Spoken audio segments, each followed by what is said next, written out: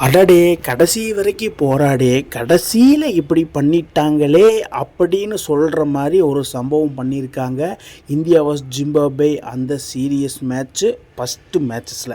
அது என்னவெல்லாம் பார்த்துருக்கு முன்னாடி நம்ம சேனலை சப்ஸ்கிரைப் பண்ணிக்கோங்க, கொஞ்சம் சப்போர்ட் பண்ணுங்க ஃப்ரெண்ட்ஸ். அதாவது இப்போ இந்தியா டூர் போகிறாங்க ஜிம்பாப்வேக்கு.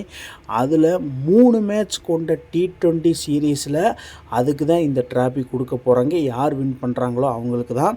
ஸோ அதில் India vs Zimbabwe first T20 மேட்சஸில் வைபவ் சூரியவன்சி ஒரு பாலுக்கு 11 ரன்னு இருந்தப்போ உலகையே உலக்கும் காட்சி தான் அந்த தருணம். அது எந்த தருணம்னா, ஒரு பாலுக்கு 11 ரன்னு எப்பட்றா இவன் அடிச்சிருப்பான் அப்படின்னு நீங்கள் நினைப்பீங்க.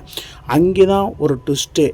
என்ன ட்விஸ்ட்டுனா, ஒரு பாலுக்கு 11 ரன் இருக்கும்போது அந்த பால் நோ பாலாக போய் 6 போயிடுச்சு.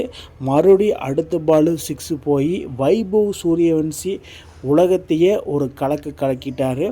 ஜப்ராஜர் மாதிரி ஒரு பாலே ஃபஸ்ட்டு பால் 6 அடிக்கும்போது ரிச்சர்ட் நாகர்வா அவரெல்லாம் ஒரு ஆளா அப்படிங்கிற மாதிரி அவரோட லெஃப்ட் ஆர்ம் ஸ்பீட் பவுலரை போட்டு புணர்ந்த தருணம் தான் அந்த தருணம்.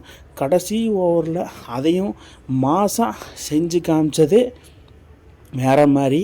வைபவ் சூரியவன்சி என்னது லாஸ்ட் ஓவர் அப்படின்னு நீங்கள் கேட்பீங்க. அதுதான் இந்த இடத்துல பல ட்விஸ்ட்டு.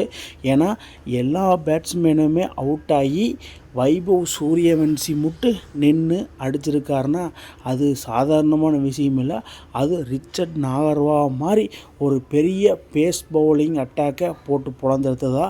ஒன்று வைபவ் சூரியவன்சி அந்த தருணத்தை சம்பவத்தை நிகழ்த்தியிருக்கலாம்.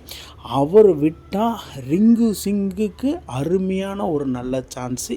ஏன்னா இவங்க 2 பேர் மட்டும்தான் அந்த ஒரு பாலுக்கு 11 ரன்களை அடிக்கிறதுக்கு நல்ல சான்ஸு இருக்குது மக்களே. வேறு யாருக்கும் அந்த குவாலிட்டி கிடையாது. ஏன்னா ரோஹித் சர்மாக்கு அப்புறம் இவங்க 2 பேருக்கு தான் நல்ல பொட்டன்ஷியல் இருக்கும். ஆல்ரெடி நீங்கள் பார்த்துருப்பீங்க, ரிங்கு சிங் 5 பாலுக்கு 5 6 அடித்து மேட்சையே வின் பண்ணி கொடுத்தாரு கொல்கத்தா நைட் ரைடர்ஸில் விளையாடும் போது குஜராத்துக்கு எதிராக. அதே மாதிரி தான் இன்றைக்கி ஜிம்பாப்வேயை போட்டு புழக்க போகிறாரு. வைபவ் சூரியவன்சியா ரிங்கு சிங்கான்னு வேறு லெவலில் நீங்கள் பார்ப்பீங்க. ஸோ அதுக்கப்புறமா இந்தியா டீம் லீடப் பண்ணி எப்படி அதை கம்பேக் கொடுக்கலாம் அப்படிங்கிற மாதிரி முழு மனதோட முழு மூச்சோட நம்ம சிரேஸ் ஐயர் களம் இறங்கியிருக்காரு. ஆல்ரெடி அயர்லாந்து கூட 2-0, இங்கிலாந்து கூட 4-0 என்ற செட் கணக்கில் 2 பெரிய பிக்கஸ்ட் லாஸுக்கு அப்புறம் தலைவன் உள்ளே இறங்குறாப்புல ஜிம்பாப்வே. நீங்கள் நினைப்பீங்க ஜிம்பாப்வேயில் ஒரு டீமாக, அது ஒரு பொடி டீம், அதில் ஈஸியாக வின் பண்ணிடலாம். அதுதாங்க இங்கே இல்லை. ஏன்னா ஜிம்பாப்வே இப்போ இருக்கிற பிளேயர்ஸ்லாம் வேறு மாதிரி இருக்காங்க, வேறு மாதிரியே ஆடுறாங்க ஃபுல் ஃபோக்கஸ்டோட. அது ஹோம் சீரியஸு, ஹோம் மேட்ச் வேறு, ஹோம் கிரவுண்டு. ஸோ வேறு மாதிரி இந்தியாவுக்கு டஃப் கொடுப்பாங்க. அதுலேயும் சிக்கந்தர் ராசா, ரிச்சர்ட் நாகர்வா இவங்கெல்லாம் அவுட்ஸ்டாண்டிங் பிளேயர், வேறு மாதிரி சம்பவம் பண்ண காத்திருக்காங்க. அதுலேயும் குறிப்பாக மெயின் பிளேயர் பிண்டன் டெய்லர் வேறு இருக்கார். ஸோ என்னெல்லாம் நடக்க போகுது India vs Zimbabwe first T20 இல்லைன்னா நம்ம கொஞ்சம் வெயிட் பண்ணி தான் பார்க்கணும். நாளைக்கு ஈவினிங் 4:30க்கு இந்த மேட்ச் நடக்க போகுது. என்னெல்லாம் நடக்க காத்திருக்கோ நம்ம கொஞ்சம் வெயிட் பண்ணி பார்க்கலாம். சிரேஸ் ஐயர் இந்த சீரீஸை லாஸ் பண்ணார்னா அவ்வளோதான், சோலி முடிஞ்சு. ஸோ இந்தியா எந்த மாதிரி வெற்றி பெறுவாங்கன்னு உங்களுக்கு தெரிஞ்சால் கீழே கமெண்ட் பாக்ஸில் கமெண்ட் பண்ணுங்கள் மக்களே.